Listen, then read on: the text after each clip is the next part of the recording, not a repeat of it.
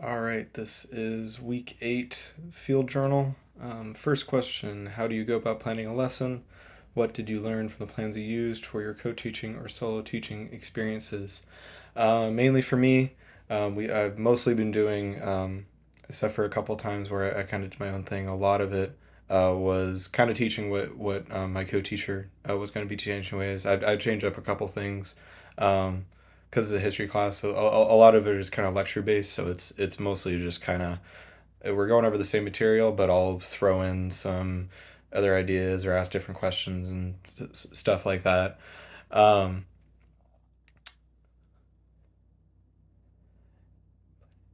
um, I definitely sense the beginning of starting teaching. I've changed things up. There definitely is, since the students also know me, I have a little bit better rapport, so it's a little bit easier to ask kind of more familiar questions and stuff like that. It does depend on the class. Some classes are easier than others. I have one class where they don't talk much, and I have another class where they seem to like to talk to me. So it's a mixed bag.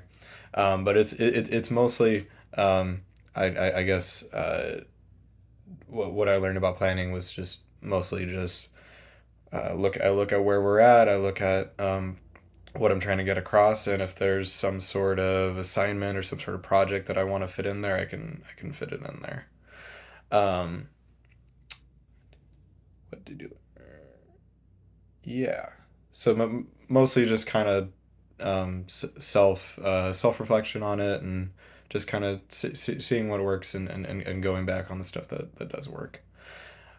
Second one: what challenges do you most often experience with managing a classroom? What has worked and what has not? How will you modify your management plans for your 2 week teach? Um, I think definitely. I was by myself for a week because my co-teacher was gone, and so I definitely I had a week of experience where I was all by myself and it was just me. But I would say my biggest challenge I think is I guess having that authority figure. I think at least some of the troublemaker students they don't view me as much of an authority figure, so I have to. And I try to be a nice guy, so I'm not. I don't always. My last resort is that I put my foot down and try to do the authority figure. But I have a couple students that are there's certain points where I just have to put my foot down. So it's definitely my biggest challenge is trying to uh, have that dominant kind of have them see me as the adult in the room, and I'm a young guy, so it's a little bit more difficult than my co-teacher. Um, but I would say what has worked for me is I try to joke with them. I try to get on their level, so I don't seem like I'm like out of touch or whatever. Or like I know kind of what they're trying to go through, what they're trying to explain, and I'd say for the most of them they seem to react to that pretty well. So they seem to feel like I'm not trying to BS them or whatever. Like not trying to uh, trying to like mislead them. I guess I'm not trying to mix things up. So I would say that I think is my is what I've done the most to try and remedy that. Um, uh, but I would say overall, I think for the material I'm trying to get across, they listen when I'm lecturing. They listen to when I have to do. When I have to repeat myself, I repeat myself. I have the same guys, same people in every class. It's every time I try to explain an assignment, every single time they're not really listening on the first one, so I have to explain it again.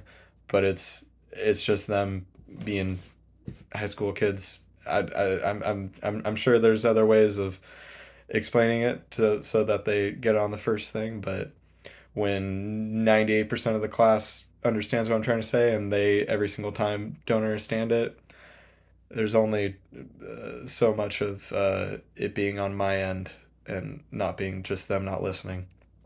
Um, but I would say for those students, I do try and I've come to, at least in most of them, some sort of mutual understanding kind of thing where if they act out, I have certain it's particular to each of the students, but I try to um, I guess manage their outbursts uh, individually to them. So, some of them are a little bit more attention seeking, so if they don't have that, there's one kid. He's very attention. He'll have these like outbursts or whatever, and as long as it's not affecting the other students, I try not to step in because I feel like it's if I'm giving that attention, it's just going to make it worse. And it's only when if it gets really really bad do I step in and try and stop that behavior. Um, but I would say overall, I try to be easygoing and try to not feel like the dominant presence. Um, it is a little bit easy for me though to fall back on be quiet, but I try the best I can to not do that. Um, but overall, they seem like they take it pretty well. Okay, next one. How do you and your CT different instruction meet the needs of those described in your week 3 journal? How does co-teaching support differentiation? Reflect on how the adjustment strategies support these students with diverse needs. So again, 90% Hispanic population. We got multiple English learners.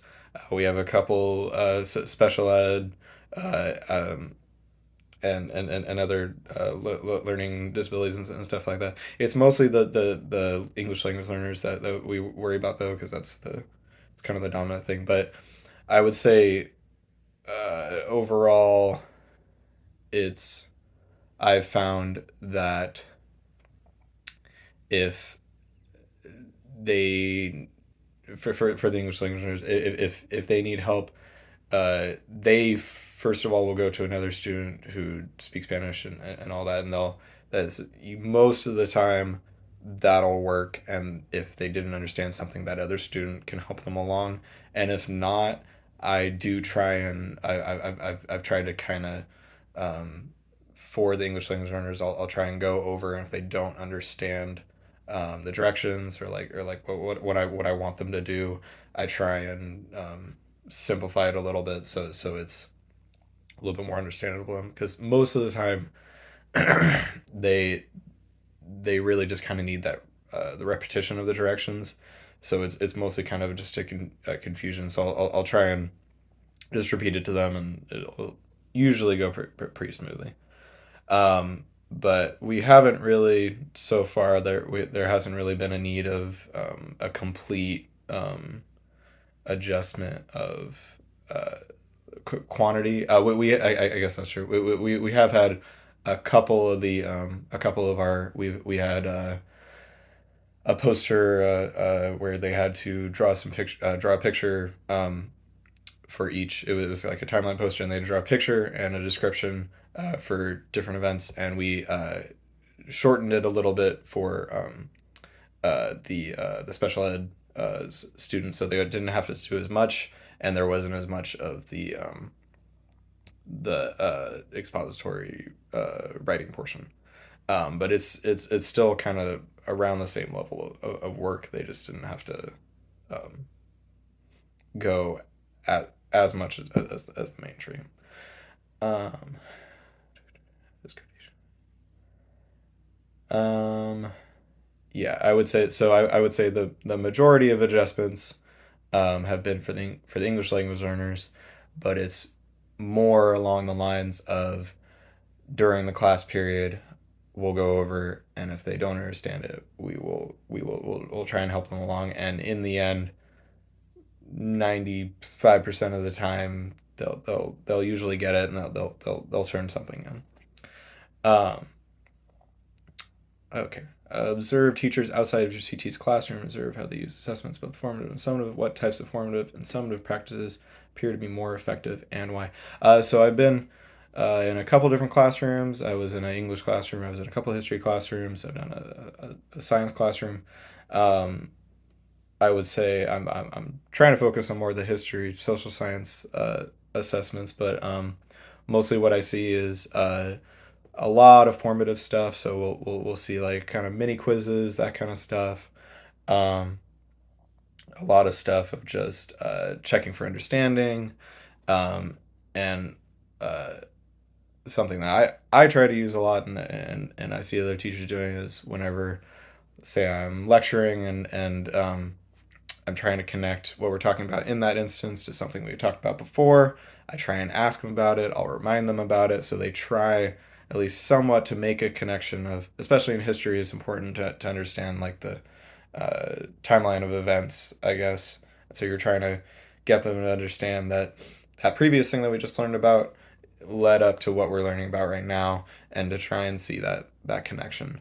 Um, and a lot of summative stuff, at least from my CT and some of the other teachers, I noticed it was mostly either a traditional multiple choice test or short answer test, or I've seen Kahoot stuff or uh, a lot of poster making. So they draw it out so it's not all just definitions. They can have some sort of artistic expression, or it's like some sort of freedom in portraying the information that we want them to portray, and then there's some sort of that connection between them writing down this definition and a picture that will provide some sort of context for them, so they have to think creatively of what they want that connection to be, so which also forces them to understand that definition.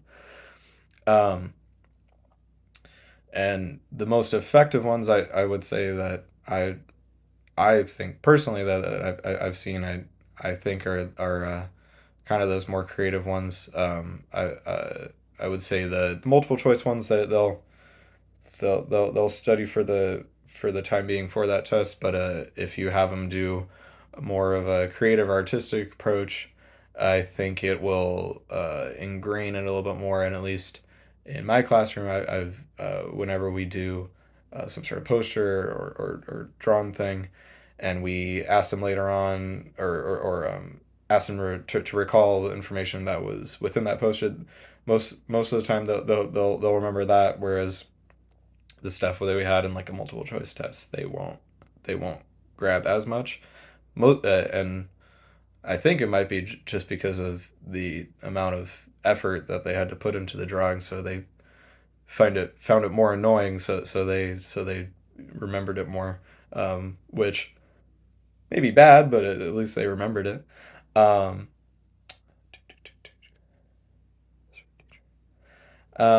but mostly, I would say, at least in the other history classes I was in, um,